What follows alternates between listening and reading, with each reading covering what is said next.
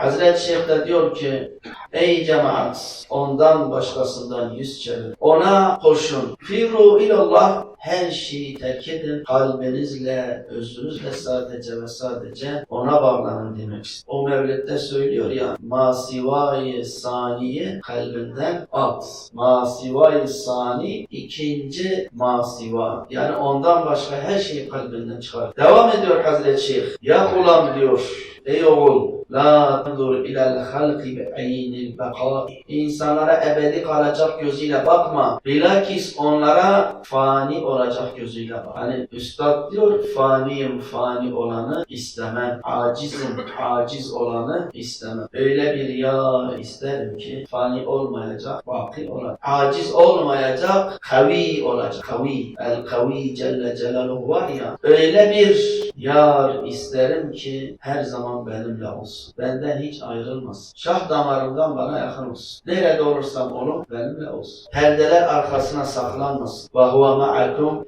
eynema kuntum. Nerede olursanız olun o sizinle beraber.